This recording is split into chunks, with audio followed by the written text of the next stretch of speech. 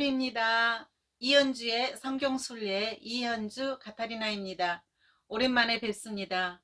그동안 제소프란스크의 영상을 올리느라 좀 뜸했습니다. 이제 성경순례와 제소프란스크의 영상을 번갈아 가며 올릴까 생각하고 있습니다. 오랫동안 기다려 주셔서 진심으로 감사드립니다. 우리가 지난 시간까지 성경 본문을 이해하기 위한 외적 요소의 해설부터 시작해서 성경 본문의 묵상까지 살펴보았습니다. 오늘부터는 4차례에 걸쳐서 알고 보면 재미있는 복음서 읽기라는 주제로 여러분들과 함께 나눠보고자 합니다. 예수 그리스도에 관한 복음서는 그리스도 신자들에게는 경전이죠.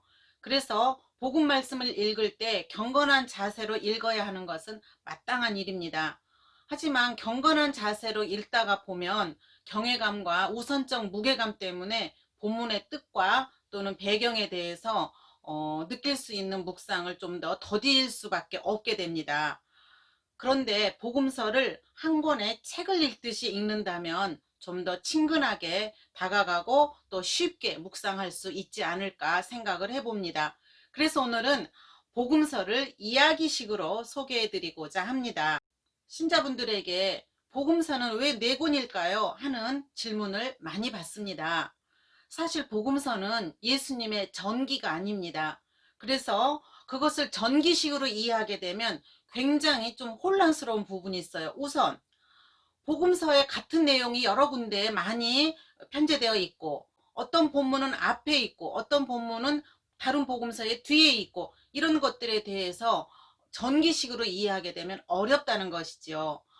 전기가 아니다 하더라도 다 같은 예수님의 이야기인데 왜 이렇게 중복돼서 나타날까 하는 의구심을 가질 수 있습니다. 그렇습니다. 비슷비슷한 이야기들이 있는 것 같은 이런 복음서는 사실 같은 자료를 가지고 각 복음서 사가들이 다르게 자신의 편집 의도에 따라 복음서를 엮었기 때문이죠. 비슷비슷한 이야기들이 있는 복음서를 우리는 공관복음서라고 하고 공관복음서에는 마테오복음, 마르코복음, 루카복음이 속해 있죠. 사실 예수님이 돌아가시고 한 20년쯤 지난 뒤에 예수님의 말씀들을 기록하는 어록들이 편집이 됐어요. 그리고 이제 그 이후에 첫 번째로 쓰여지게 된 마르코 복음서가 있었죠. 그래서 마르코 복음서하고 예수님의 어록을 가지고 마테오 복음서나 루카 복음서가 자기 편집 의도에 따라 엮은 것이 현재 우리에게 전해지고 있는 3권의 공관 복음서가 되겠습니다. 하지만 요한복음은 또 다른 특징을 가지고 있어서 공관복음과 요한복음의 특징을 나눠서 살펴볼 필요가 있는 것이죠. 오늘 우리는 맨 먼저 쓰여진 마르코 복음을 먼저 다루지 않고 복음서의 첫째 권에 있는 마테오 복음을 한번 살펴볼까 합니다. 먼저 예수님 부활 이후에 초대교회 상황을 한번 들여다보겠습니다. 예수님이 돌아가시고 한 50년쯤 지났죠. 복음은 예루살렘을 떠나서 불길처럼 로마 제국의 각지로 번져나갔습니다. 그런데 예수님의 형제로 알려진 야고보도 예루살렘에서 순교하시고 베드로 사도도 순교하고 또 네로 황제의 박해로 인해서 순교자가 많이 계속 나오게 되다 보니까 사람들의 믿음은 두려움에 휩싸이기도 했죠. 그리스도를 믿는 이들은 각지로 흩어졌고 신자들은 더 결속되기도 했지만 사실 공동체를 떠난 사람도 많이 있었죠. 그러나 순교는 복음의 씨앗이 되었습니다. 순교자들이 늘어갈수록 그리스도를 믿는 이들의 수요는 점점 늘어났죠. 그러다 보니 자연스럽게 공동체가 형성이 되었던 것이죠. 공동체가 형성이 되다 보니까 질서가 필요했고 또 조직이 필요하게 되었습니다. 사람들은 그리스도를 믿는 이들을 그리스도인이라 부르기 시작했습니다. 하지만 예수님에 대한 기억은 점점 희미해지고 12사도나 예수님과 함께 생활했던 직제자들도 점점 줄어들었고 예수님의 제자들에 의해서 말씀이 선포되던 시기가 예수님의 제자들의 제자들에 의해서 말씀이 선포되는 시기로 접어드는 과정에 있었죠. 이럴 때 누구의 말이 진실인지, 정말 기적 같은 일이 있었는지, 예수님이 정말 부활했는지 하는 의구심이 들었던 것은 당연한 일입니다. 혹시 누가 꾸민 얘기는 아닐까? 이런 생각들을 할 수 있다는 것이죠. 이런 경우에 의구심이 깊어지면 깊어질수록 그리스도에 대한 믿음도 희박해졌죠. 반면에 성령 강림의 체험 속에서 믿음은 더욱 크게 자란 신자 공동체가 점점 늘어났고, 그들은 기도와 친교와 나눔이 깊어지는 공동체를 형성을 했습니다. 이에 교회 지도자들은 예수님의 행적을 글로 써야 할 사목적 필요성을 느끼게 되었습니다. 전례 때 예수님의 말씀을 기억에 의해서만 전달해야 한다는 것이 얼마나 위험하고 약한 것인지를 알게 되었던 것이죠. 이를 즈음에 마테오가 속해 있던 공동체에서 복음서가 쓰여지게 된 것이죠. 그곳은 바로 시리아의 안티오키아라고 추정을 하고 있습니다. 시리아에는 해외 거주하는 유다인들이 많이 살고 있었어요. 그들 삶의 근간은 예루살렘 성전과 오경이었죠. 어느 날 그들의 삶에 하나의 파문이 일었습니다. 유다인인 젊은 남자가 로마에 의해서 죽었는데 그가 다시 살아났다는 것입니다. 그는 예수라는 사람이었고 그와 함께 생활했던 이들이 지금 예수를 그리스도라고 한다는 것이죠. 아니, 그뿐만이 아니라 하느님의 아들이라고까지 한다는 것입니다. 그러면서 예수를 믿으라고 전파를 하고 다닌다는 거죠. 이렇게 해외 거주 유다인들은 예수에 대한 이야기들이 퍼져나가면서 긴가민가 하면서도 그리스도 공동체로 들어오는 이들도 있었고, 아니다, 우리는 오경 외에는 절대로 다른 것을 믿을 수가 없다 라고 하면서 배격하는 이들도 있었죠. 사도들과 직제자들은 이들에게 어떻게 하면 예수님에 대한 믿음을 심어줄 수 있을까 고민을 아니할 수 없었습니다. 그것은 하느님께서 주신 율법을 근거 삼아서 예수님이 하느님의 아들이시라는 것과 다윗의 후손이신 그리스도라는 것을 알려주어야 한다고 생각을 했습니다. 율법을 거론하지 않고는 해외 거주 유다인들에게 예수님을 믿게 할 방법이 없었던 것이죠. 이렇게 마테오 복음이 쓰여지는 마테오 공동체는 유다인들이 많았기 때문에 복음서에 보면 유다인 풍습에 관한 이야기도 많이 나옵니다. 예를 들어서 거룩한 것을 계에게 주지 말라고 한다든가, 또 율법을 자주 사용해서 제단에 예물을 드리기 전에 화해를 하라 등등이 많이 나오고 있습니다. 한편 신자들의 공동체는 기도와 친교와 나눔을 하면서도 신자들끼리의 갈등이 많이 일었습니다.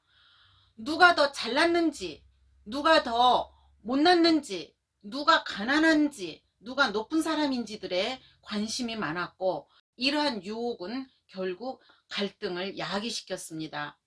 교회 지도자들은 이런 이들에게 겸손해져라, 작은 자가 되어라, 소외된 이들, 가난한 이들을 업신여기지 마라, 죄를 짓지 마라, 유혹에 빠지지 마라, 그리고 죄를 누가 짓거든 용서해 주어라 등등 현실적인 문제를 하나하나 해결해야 했죠.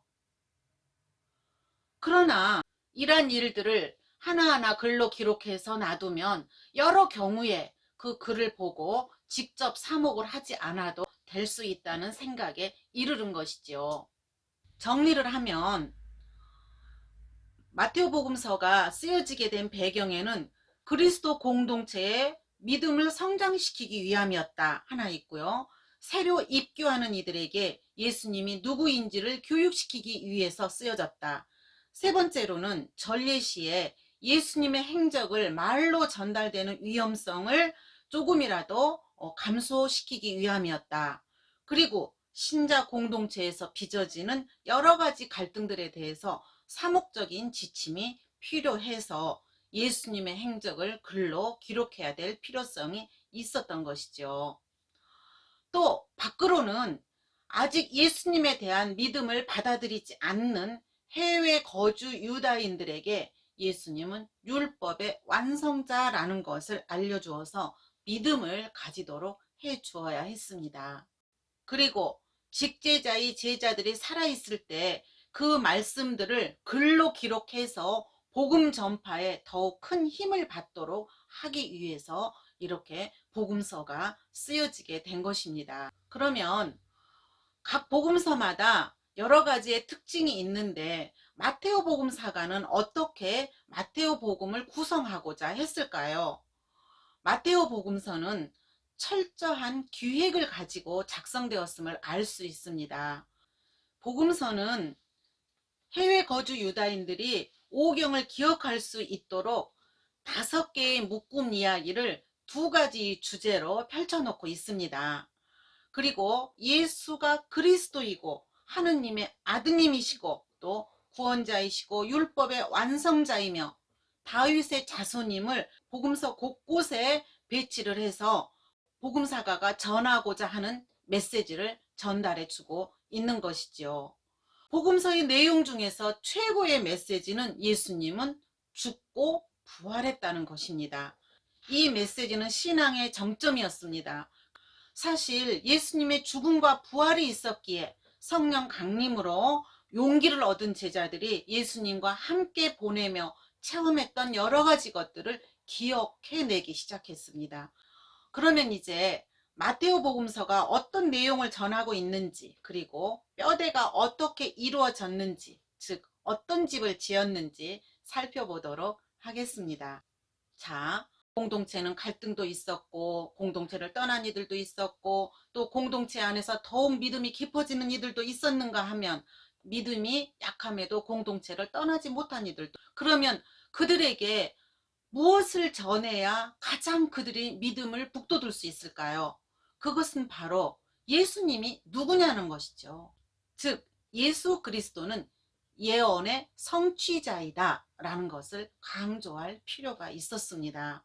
그래서 오경이 예언과 성취의 도식을 이루듯이 이러한 도식을 이용해서 예수께서 메시아라는 사실을 선포합니다. 주님께서 예언자를 시켜 하신 말씀이 이루어졌다 라는 말씀이요 15회나 인용이 되는 것만 봐도 마테오 복음사가가 얼마나 꼼꼼하게 복음서를 썼는지 알 수 있습니다. 그리고 두 번째로는 율법의 참 해석자이다 라고 얘기를 하고 있습니다. 율법이 뜻하고자 하는 그 안에 숨어있는 하느님의 뜻이 무엇인지를 끄집어내는 예수님. 그래서 예수님은 나는 율법을 완성하러 왔다 라고 하셨고 마테오 복음사가는 그거를 쓰지 않을 수가 없었던 것이죠. 세 번째로 그리스도요 다윗의 자손이신 예수님. 사실 그리스도는 히브리어로는 메시아, 즉 기름 부음을 받은 왕이라는 뜻이죠. 이것은 다윗의 자손임을 의미하기도 합니다. 나단 예언자가 사무엘 하권 7장에서 다윗의 왕자는 영원히 흔들리지 아니하리라 라고 예언한 그 예언이 누구를 통해서 이루어졌는가? 그리스도이신 예수님을 통해서 이제 이루어졌다는 걸 마테오 복음사가가 전달하고자 하는 것이죠. 네 번째로 하느님의 아들이신 예수님. 사실 이스라엘 백성들을 통칭해서 하느님의 백성이라고 했죠. 그러나 꼭 찍어 내가 사랑하는 아들이라고 그렇게 지칭하지는 않았었습니다. 그런데 세례 때, 거룩한 변모 때 이렇게 예수님을 내가 사랑하는 아들이라고 함으로써 예수님은 하느님의 유일무이한 아드님이 되신 것이죠. 이 예수님은 임마누엘이시며 하느님께서 함께 하신다라는 뜻을 가지고 있습니다. 이사야 예언서 7장 14절을 인용한 1장에서 시작했던 임마누엘 하느님은 복음서 끝에 가서 내가 너희와 함께 있겠다 함으로써 완성된 그 밑바탕 안에는 율법을 완성하고 그 율법의 완성자인 예수님은 메시아이고 메시아이신 예수님은 하느님의 아드님이시다 라는 것을 선포하고 있는 것이죠. 이러한 논지는 해외 거주 유다인들을 이해시키고 믿음을 받아들이게 하는데 충분했다는 것이죠. 이렇게 듣고 나니까 마태복음이 좀 정겹고, 그렇게 그냥 복음서 첫 장에 족보를 얘기하고 율법적인 이야기가 나오고 그래서 별로 읽고 싶지 않다라는 생각을 드셨던 분들도, 이런 얘기들이 있었구나, 그래서 마태복음 사가가 이렇게 썼구나 라고 하면서 읽어보고 싶은 생각이 드시죠? 두 번째로 배경에서도 말씀을 드렸듯이 교회 안에 일어나고 있는 여러 가지 상황들에서 교회는 어떤 모습이어야 할까라는 생각을 가지고 복음서를 썼습니다. 교회라는 말을 언급한 복음서는 마테오복음 뿐인데요. 예수 그리스도의 부활을 믿는 이들로 구성된 하느님 백성이 바로 교회이고 참 하느님의 백성이다 라는 걸 강조하는 것이죠. 마테오 공동체는요, 베드로를 교회의 구심점으로 생각해서 베드로의 수익권을 강조합니다. 즉 모세와 엘리야가 아니라 그리스도 공동체는 예수님의 수제자인 베드로를 통해서 예수님의 행적이 전해진다는 것을 선포한 것이지요. 베드로는 교회 공동체의 일치를 위한 구심점 역할을 초기부터 했었고요. 그리고 예수님의 대리자로서 그 대표성을 띠고 초대교회부터 활동을 했습니다. 마테오 공동체는 한편 그리스도계 율법학자들이 꽤 많았을 것으로 추정을 합니다. 그들은 헌 것과 새 것을 꺼낼 줄 아는 지혜로운 사람들이었죠. 그러나 스승이라는 교만함이 가져질까봐 마태복음 사가는 이렇게 얘기를 합니다. 스승은 오직 그리스도 한 분뿐이라고. 또 하나 마테오 복음만이 교회 공동체의 규범을 다루고 있는데요. 18장은 바로 초기 교회의 갈등과 사목 등이 바탕이 된 규범들이 수록이 되어 있어요. 아까 말씀드린 여러 가지 상황들인 거죠. 이러한 여러 가지 상황들, 여러 가지 정리된 사상들을 가지고 마테오 복음서가 쓰여지게 됐는데 그 뼈대는 어떻게 구성되어 있을까요? 한번 화면을 보도록 하겠습니다. 1장 1절부터 2장 23절까지는 예수님의 전사 이야기가 써 있는데 거기에는 5개의 예수님 유년사화가 있어요. 즉 유년사화를 의도적으로 5개로 구분했다는 것이죠. 왜? 독자들이 모세 오경의 성취가 바로 예수님에게서 이루어지고 있다는 것을 알 수 있도록 5개로 나눴다는 것이죠. 이렇게 5개의 예수님의 전사 이야기에는 예수님의 잉태와 탄생, 그리고 동방박사들의 방문, 그리고 이집트 피신과 베들레헴의 아기 학살, 그리고 이제 이집트에서 돌아오는 이야기를 배치를 한 것이죠. 그리고 설교도 모세 오경을 기억할 수 있도록 5개의 설교를 배치를 했습니다. 여러분들이 잘 알고 계시는 참 행복이 담긴 산상설교, 그리고 제자들을 파견하는 파견설교, 그리고 하늘나라의 신비에 관련된 비유설교, 그리고 공동체 설교, 그리고 마지막으로 종말 설교가 있습니다. 그리고 3장 1절부터 4장 11절까지는 예수님의 활동 준비기입니다. 여기에서는 요한 세례자의 활동과 예수님의 세례, 그리고 유혹 사화 등이 기록되어 있어요.